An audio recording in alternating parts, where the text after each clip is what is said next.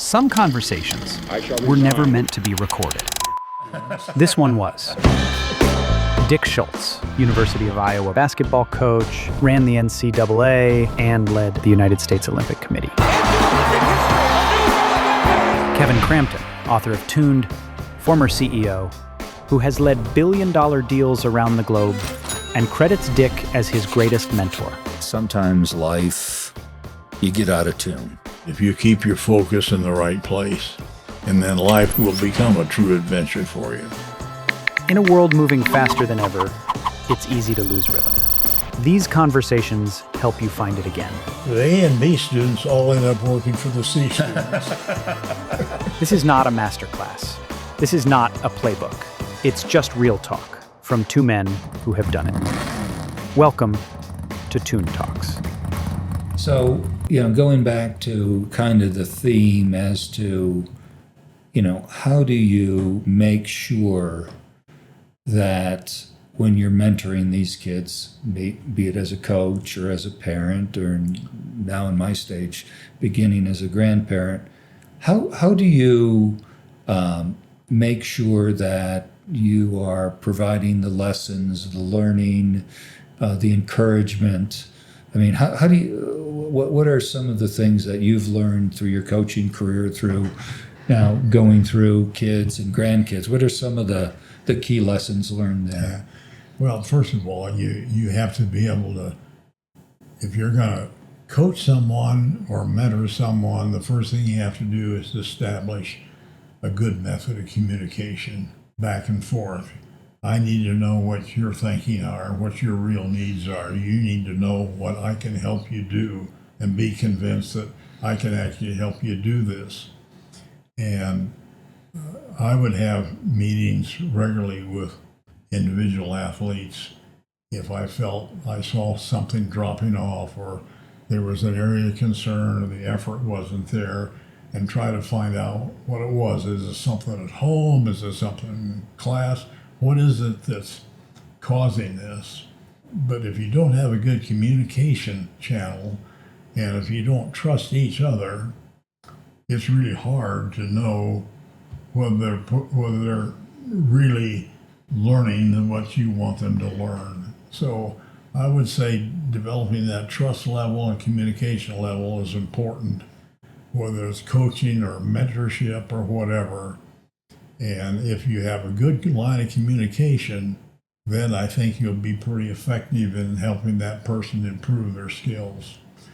One thing I noticed, and you have to really be alert of it, when you're coaching athletes, especially the sport of basketball, where it's not necessarily your 5 best athletes on that team that make the best team.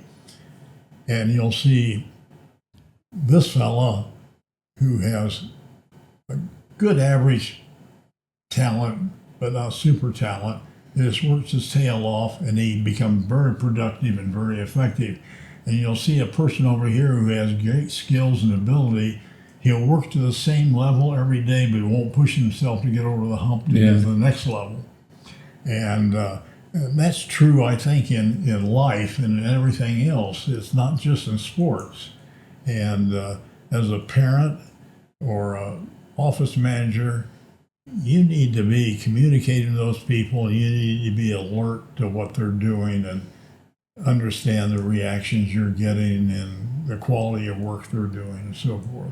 Yeah, one of the things one of the companies that I oversaw, our head of marketing and sales was a former SEC assistant coach in football. And he actually was an offensive lineman for Herschel Walker at Georgia when he won the Heisman Trophy. And he said that he was partially responsible for Herschel's Heisman.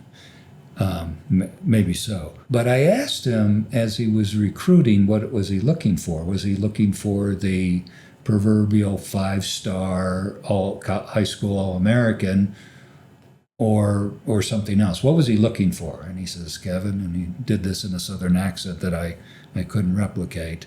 He said, Kevin, I'm not looking for 5 stars, because when I was recruiting, we had a number of 5 stars that never made it to the pros, or if they did, they didn't last.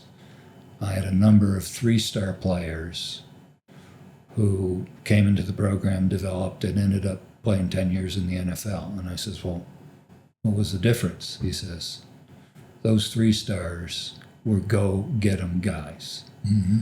Yeah. He says, when I'm recruiting, I'm looking for go-get-em guys, the people that are going to maximize their talent. They're going to work hard every day. He says, I'll take that over a 5-star any day, because the scenario that you just mentioned, a lot of times these very gifted athletes don't put in the effort and then hit a plateau and don't really achieve their full potential, where some of these other guys who are working it every day, and there's also, and this is how life works, is that as you grow and develop, sometimes you then just blossom in a way, and because you've learned how to work hard and continue to try things, that thing about adaptability and being to get over challenges and getting over the various stumbling blocks, you can achieve things that you never hoped in some cases or dreamed. So I've really, if I thought about how I go about assessing people for professional roles in the companies that I've run, I look for go-get-em guys and gals. For women and for men who have those kinds of attitudes, that are going to work hard and are going to be able to achieve great things, and are going to be overcomers, overcome the challenges, and also have adaptability and capability to adjust to things as they face them, because that's the real world. And so, your thoughts on that? George Steinberg used to tell this story all the time, and George was a good friend. He said, somebody asked him one time, what do you think about hiring? He says, well, you have A, B, and C students, and the A students, they're the real bright ones, but they can't think practically, and the B students are good workers, but they only work to a certain level. And he says, the A and B students all end up working for the C students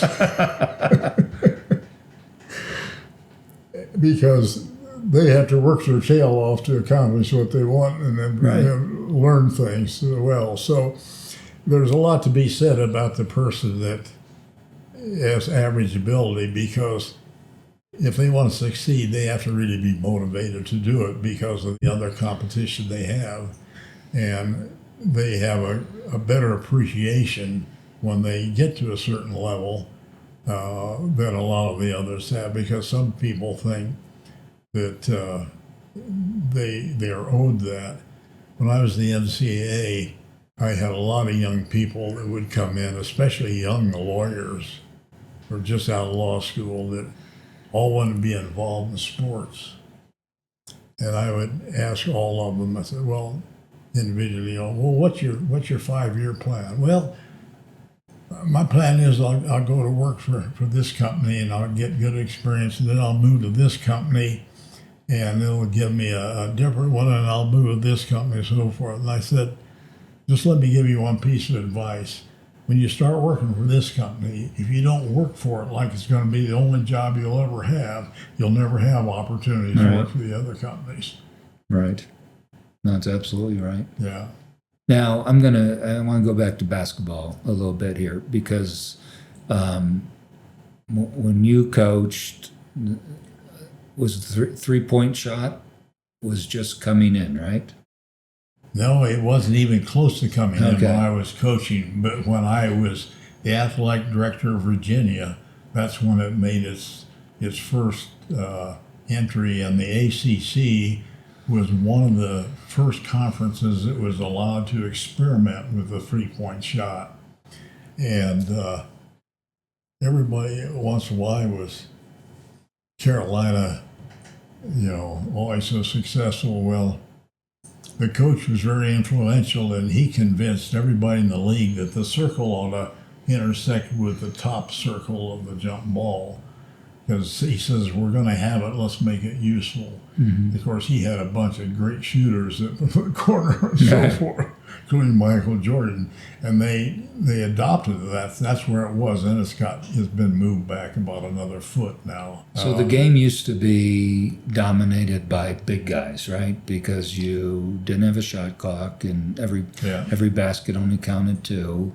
So you had the Chamberlains, and you had the Bill Russells, and you had the Kareems, and then all of a sudden, and you had a lot of, and if you were a 7-footer, you were going to be drafted immediately. You were a first-round pick. Now, if you're a 7-footer, you may be staying in college as long as you possibly can, unless you can shoot a 3. And so, and you have guys playing center now that are 6'6" at times. So the game is radically transformed because both the 3-point and also the shot clock has changed the game, because you can't do the 4 corners of the Dean Smith where you get a lead and freeze the ball. Well, it's interesting to see all the things that have affected change in basketball over the years, and I've seen a lot of. One of the first one I saw was when Wilt Chamberlain played at Kansas. He was only there 1 year, but he was great inside, but he was the world's worst foul shooter. So he would take the ball, instead of standing on the foul line, he'd get to the top of the circle, take 2 steps, jump, and dunk his free throws. And that happened for 1 year, but it happened his freshman year when he wasn't eligible to play on the varsity. And by the time he was eligible to play on the varsity, they made a rule change that the lineup is not just a line, it's like a wall that goes from the basement to the ceiling. And if your feet touch the other side of that floor before the ball hits the rim, it's no good. So that was one big rule change that made. And the 3-point shot made a dynamic change in the game. And it's an obsession now. You watch college games, you used to always coach inside out. You take the ball inside and then kick it out. Then you take the shot. They still do that to a reason, but it's eliminated to a degree the dominant post play. Right. And then, of course, adding the shot clock speeded the game up. Even when I was a high school coach, I had teams that tried to hold the ball against me, and say if we can keep it close in the fourth quarter. And I had it happen at Iowa. Michigan State did that to me 1 year at our place. And but the shot clock has eliminated that, so it speeded the game up. It's caused players to develop other skills than they had before, and it's remarkable now. And so you were the dunk is another thing. The dunk was not that. You got a technical on that, right? Dunk. Yeah, it was not legal. And I think that rule was changed about the year after I got out of coaching, because I had a 7-footer that could slam that ball down. It was good. When I first started coaching at the college level, you could dunk. And then we had a span of time in here when they eliminated the dunk. Was that because of Chamberlain, or was it, it was because of some of the big guys. Yeah. And Connie Hawkins, who I had at Iowa, was only there 1 year.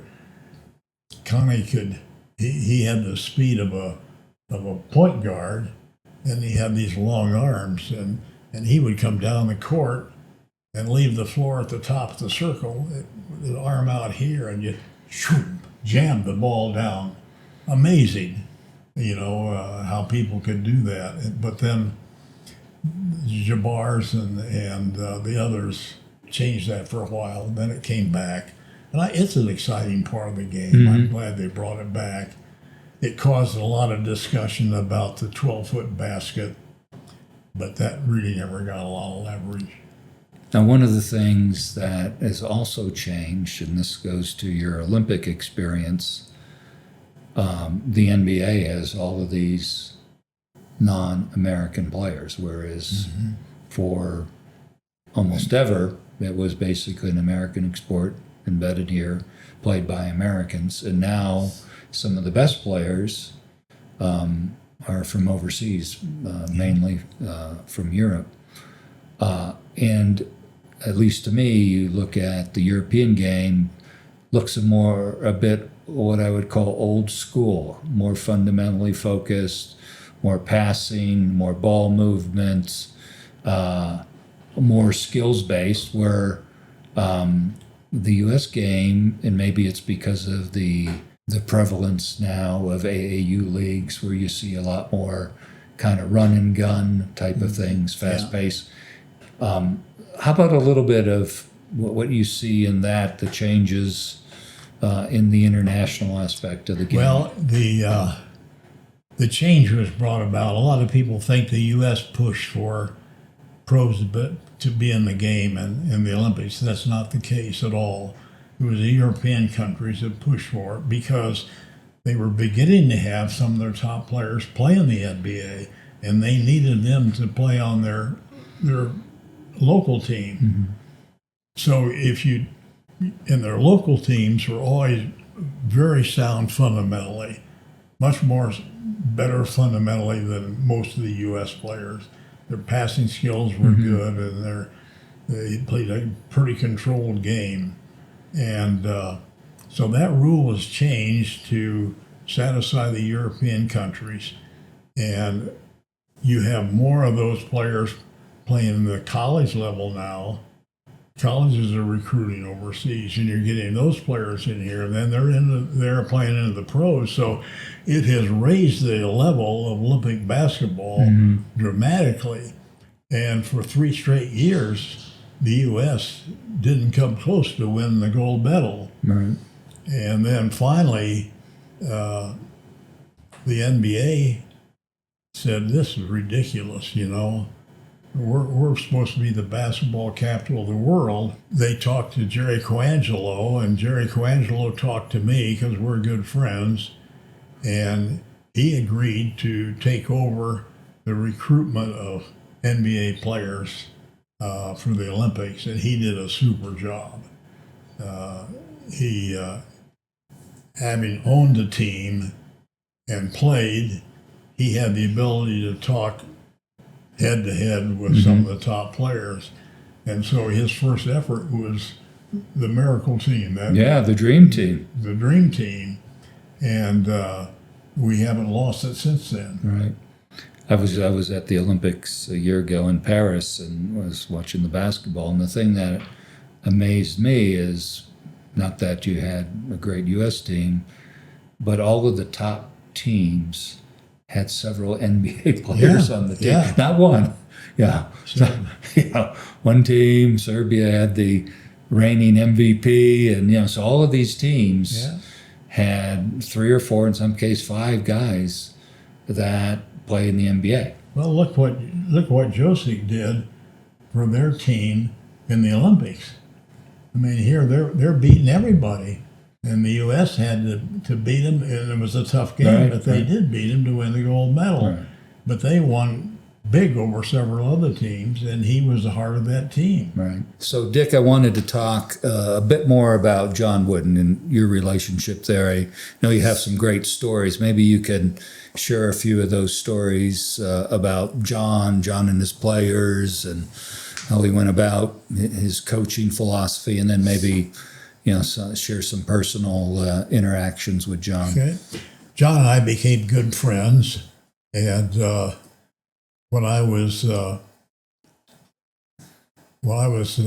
coaching, my number 2 son graduated high school. He was a high school All-American football player, wideout, and was widely recruited, but ended up going to Iowa. He said, "Dad," he said, "I've been watching those Hawkeye teams too long." So he didn't start the first game of the season. It was at home, but he earned a starting job that game. And so his first official start was going to be with USC at the Coliseum. Oh, my goodness.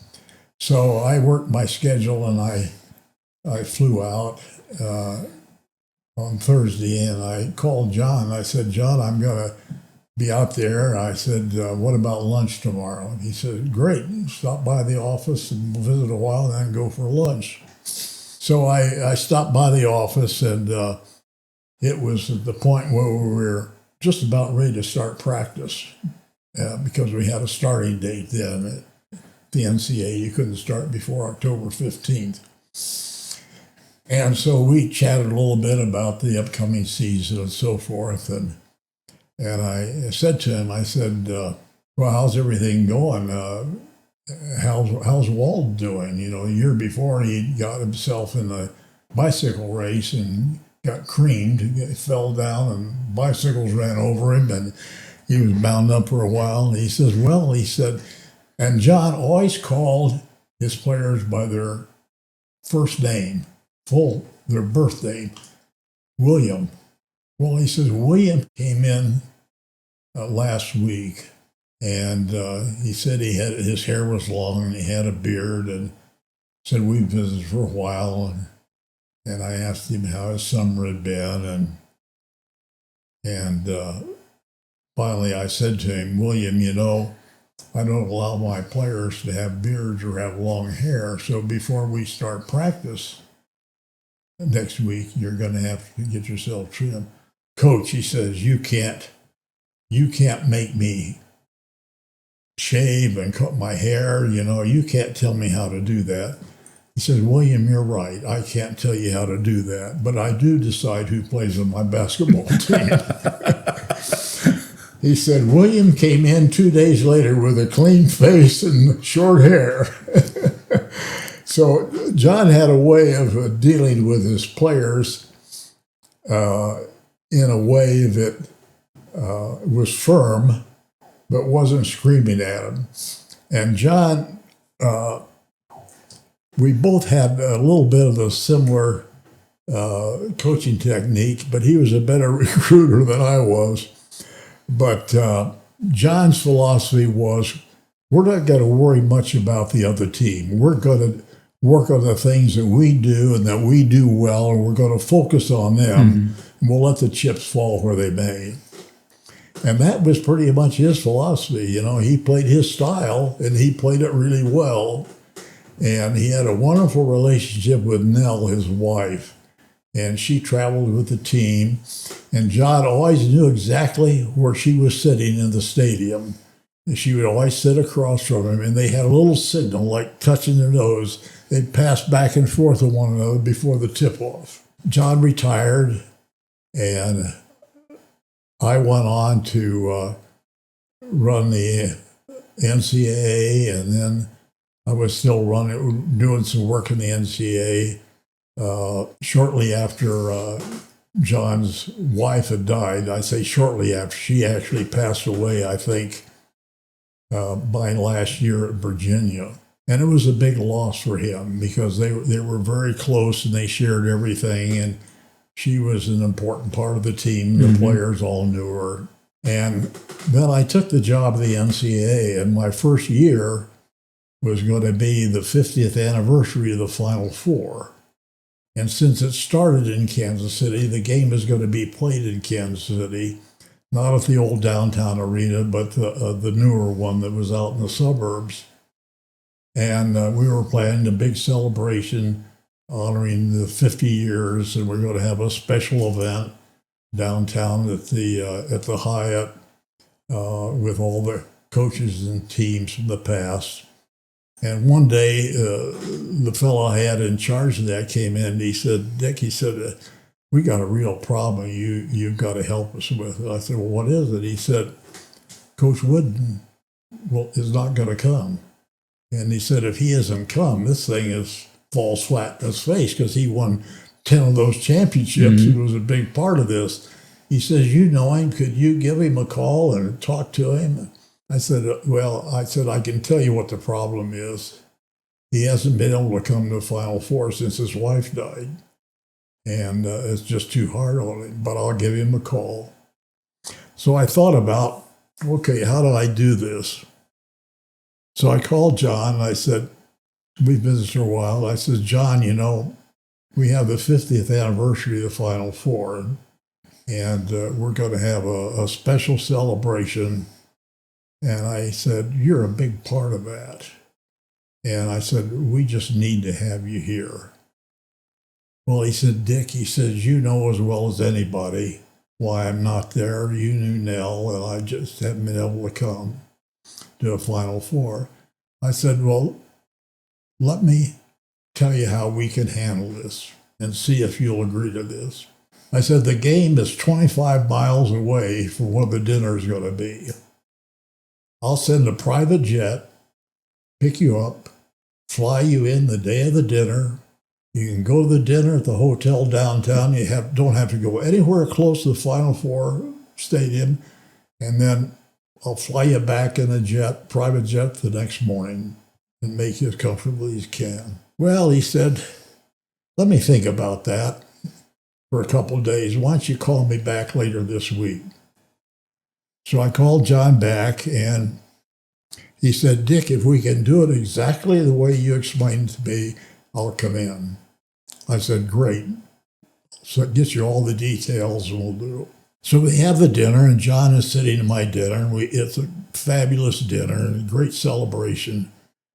And as the dinner is over, I can see people lining up wanting to get an autograph of John.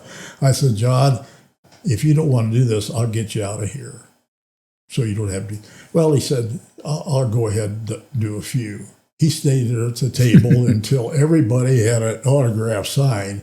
And John would not just, give me a piece of paper and put my name on it. He would say, tell me what your name is. Kevin. Oh, he said, Kevin, best wishes, John Wooden. And he did that with everybody. And then he tapped me on the leg and he said, Dick, thank you for your persistence. That was John's way of saying, I'm happy I came. Well, Jerry Coangelo and I were very involved in putting together the Legends of Hardwood Breakfast of the Final Four. And a year later, we were finally able to get John to come into that dinner, and his daughter came in with him because by that time his knees were getting a little bad. And he came in for the dinner, and we had this special award with his name on it and highlighted him, and he loved it. And he came in, I don't recall how many times in a row until he just couldn't travel anymore.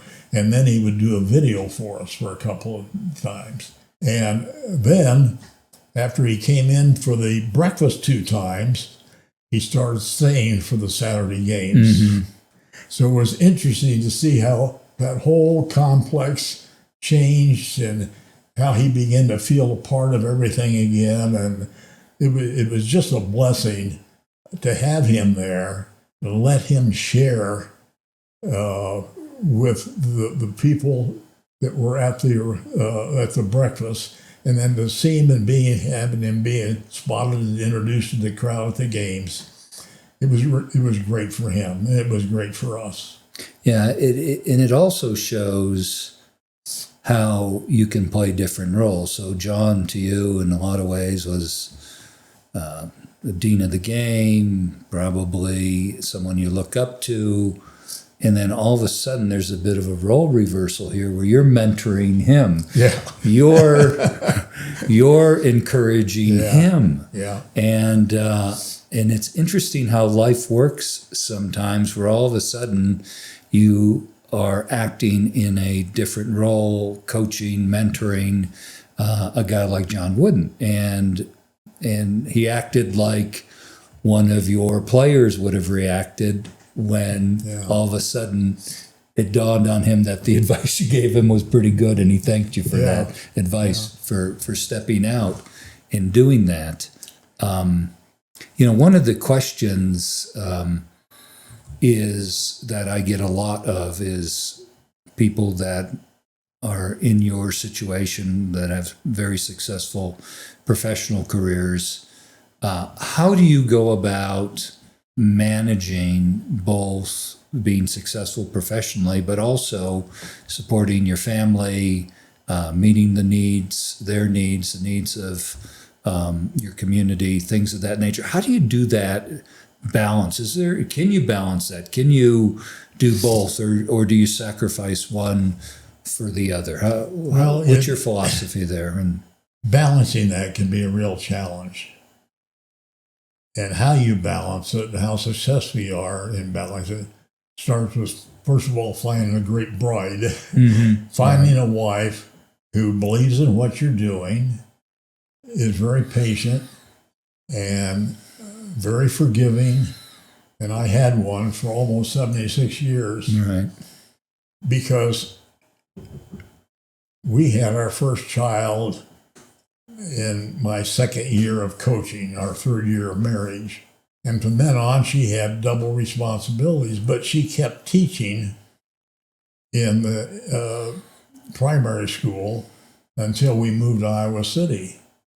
And then we built a home, and she wanted to build it so she could have a preschool. So she still wanted to keep working. So it was important for her to be able to have some value added and some things that she was sold on and responsible for, in addition to the children.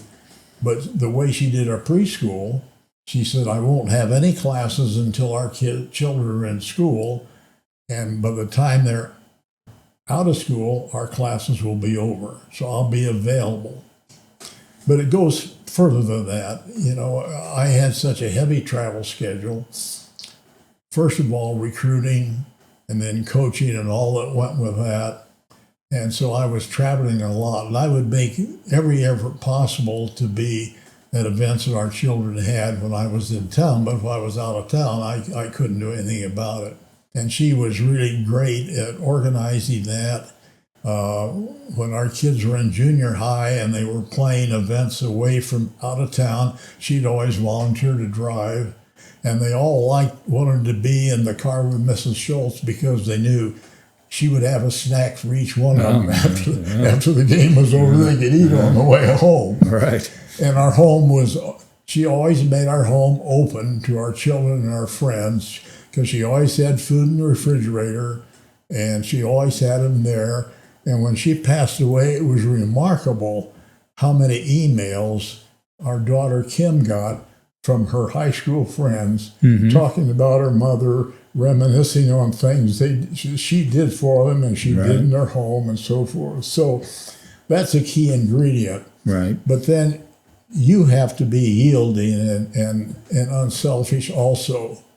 You have to be willing to make some sacrifices of your time to spend with your spouse, to spend with your children. And I never ever tried to force myself on my kids, but if they wanted some help with batting practice, or they wanted some help with things they were doing sports-wise, then I would do that and help them with it. And your children have to be understanding as well. They have to understand why their father is not always there. And so it's a combination of having a family that really blends together. They understand what everybody is doing, what everybody's role is, and that everybody is making a sacrifice to have this time together. And we would always have a special vacation time where we'd go away as a family, where we could spend a couple of weeks together at the end of the summer. And they would always look forward to that. And we never changed that. Even when I was at the NCAA, we'd block out the last 2 weeks. So I'd be gone, and my first day back would be right after Labor Day. And Jackie and I would get out of the country. So I didn't have to hear all the television stuff and the TV stuff that was going on, about sports. I could just get away, and my staff knew they didn't call me unless it was an absolute emergency. And so that was always an important part, too, of doing things together and really working hard at keeping the involvement as a family. Yeah, I've been blessed with a similar kind of spouse. I mean, as you're aware, Dick, we spent all this time overseas, and the number one key element of a successful foreign assignment is the non-working spouse, because she was the glue. Because I was still working, we were in a foreign environment, and so her ability to adapt in a lot of ways, I mean, she lives this concept of tuned and in being able to pivot and adapt to situations even better than than I've learned to, and I think Jackie was one of the same. She dealt with whatever situation and stood there and was able to deal with it in many cases when you were around, and in my case when I wasn't around for my wife. The one thing that I've also found interesting, and maybe your kids were like mine, my kids never had a problem of keeping me accountable. I remember I was in a situation, we were living in France, and we met some colleagues, and my kids were with me, and we were speaking French, and my colleagues were complimenting my French, and so I was feeling pretty good about myself, Dick. So I go back, tell my wife, I said, I met some colleagues, they're talking about how my French was gone. Well, and then my son says to me, he says, Dad, he says, what do you expect? You signed their paycheck. So it's always great when your kids can provide a sense of levity, a sense of being able to call you out, a sense of, and my wife has always been my best accountability partner. So she never had a problem. Hey, this isn't, you should think about this or do something different. And I think that's important. And I think the role that your spouse played, that Jackie played in that accountability role too. Well, she was also good too. If there was a problem that would come up, especially with the children, she would wait till the right time to talk to me about it. Mm-hmm. She would know when it was the right time to do it. And if I had certain pressures, she would stay away from those and then bring them up at the right time when we could talk about them and decide what we were going to do. And we can talk about it later, but your experience in Europe when you were assigned there with your children, I think is a fascinating story and a good object lesson for people who get those overseas assignments. Yeah, because you get a accelerated immersion in all of these opportunities to adapt. Yeah, that's right. Because all of a sudden you find out that going to the grocery store is different, going to the bank is different, and so it goes back to the importance of developing a skill set that you're not paralyzed when you face challenges, change, and in some cases chaos. Yeah. Because if you live a human existence, that's guaranteed. I think it's important, and we try to do this, include children as many times as you could.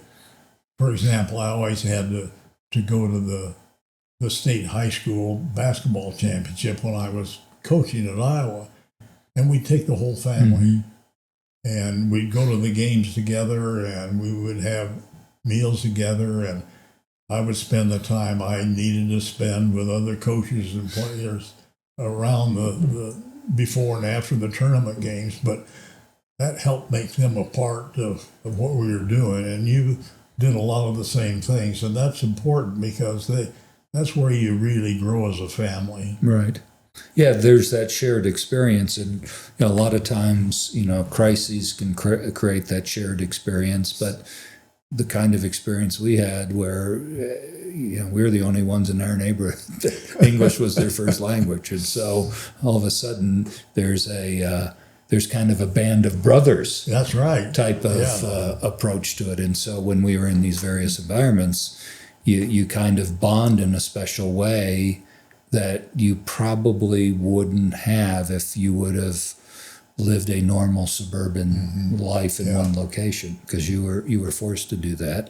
And then what it creates is kind of a shared life experience for you and your kids. So they were old enough to remember, and then can share that with their kids too. And it's I find it quite interesting is that now my grandkids are trying to understand all of those experiences that their parents had, and we've been able to share some of those with them.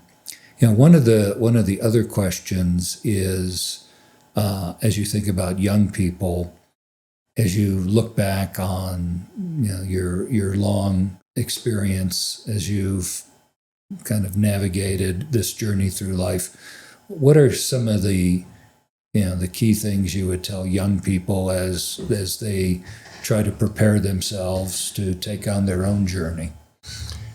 Well, I think it's important, regardless of the size of your family, that you have some individual one-on-one time with each one of your children at crucial times in their life. It might be when they're just starting in school. It might be problems that come up in school. It might be when they're thinking about what they want to do in college or what they want to do after college. And that gives you a good feeling for where they are going and what they're doing. For example, our oldest son is unbelievably bright and smart, and he could have done anything he wanted to do. He could have been a doctor or a lawyer or something that would pay him a big salary, but he wanted to be a writer.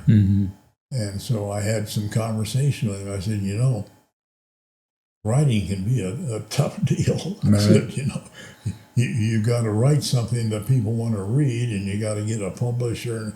And we talked all that through, and he had a good understanding of it. And he said, well, I would hope I could get a job teaching and then write. And so I didn't discourage that at all, even though I really thought it was going to be a mistake and a tough time for him. He graduated from college with highest honors. He was offered the overseas scholarship, and he took an in-country scholarship, which was much better than the other one. It paid for all of his graduate school expenses. It paid for all the work he had to do on his doctorate and gave him a living allowance and so forth. And it turned out to be a wonderful experience for him. And then he ended up being a college teacher, head of a department, an endowed professor, and the six-figure salary, and now has been retired for a couple of years and is enjoying doing things, and he's still staying active in his writing and some of the artistic work he did. And our number two son is a good example. He was a football player and a good one. And he had a tryout with the Patriots.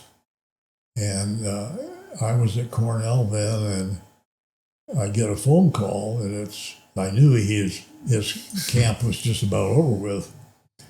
And I said, oh, hi, Bill, are you back home now? He says, no. He says, I'm in Ithaca. I'm at the airport. I said, well, great, I'll pick you up.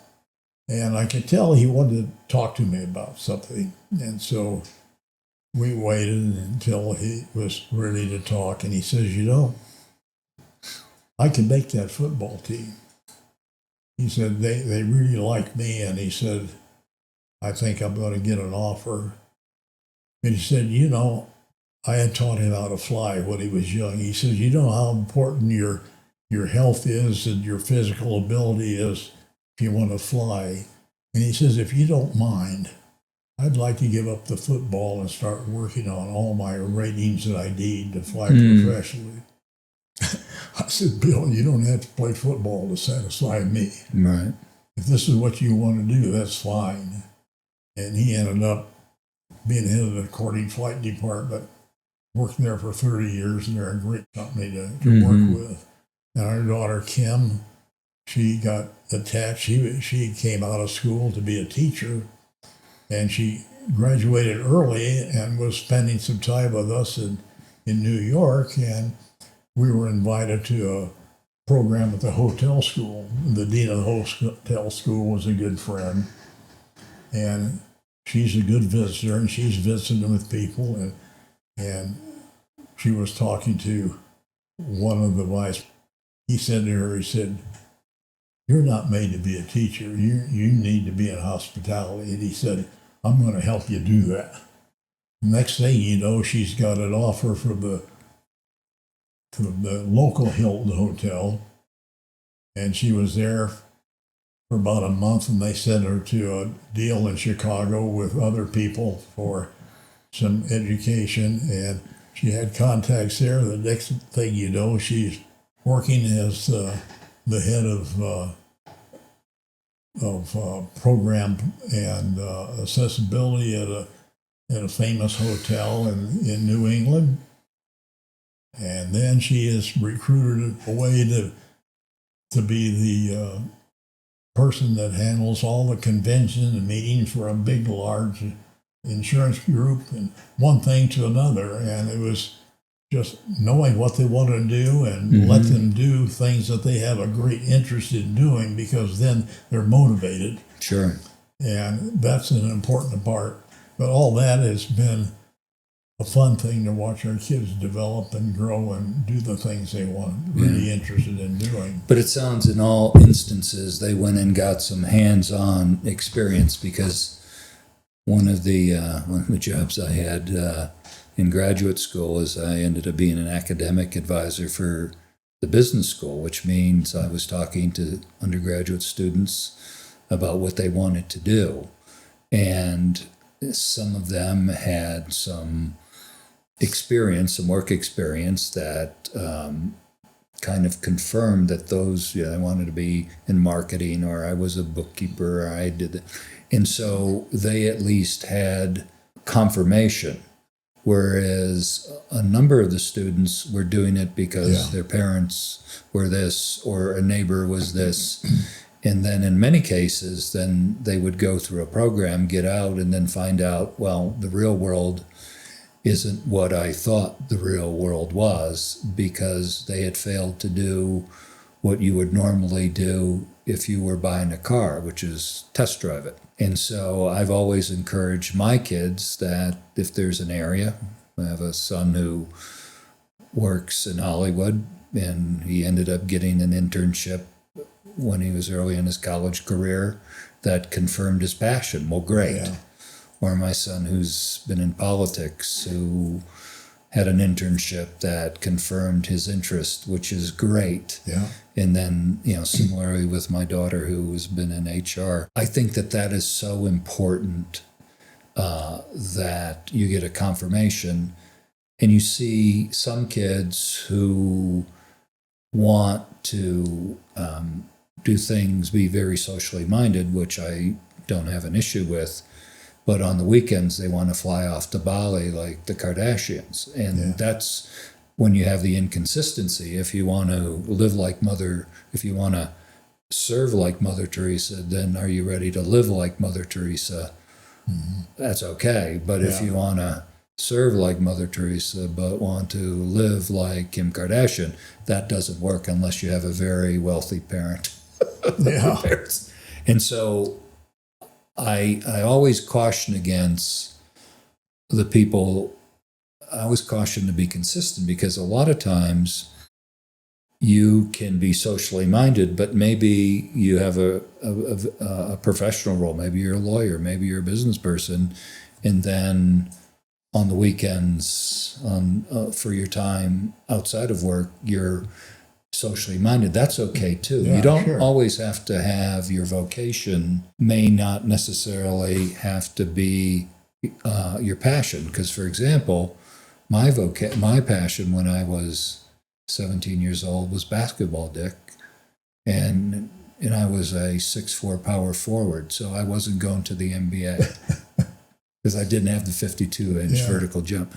So there was a realization on my part that it didn't mean that I had to give up that interest, but that wasn't going to be my profession. And so what was going to be my profession? And I think that's an important process that you need to go through. And it sounds like your kids and then my kids had a chance to do that. All of them did different things than I did, and all of them did different things than you did. I don't know if I think sometimes my kids thought I worked too hard, But what they have found is that if you want to be excellent in any endeavor, it takes a lot of work. Yeah, you better work hard.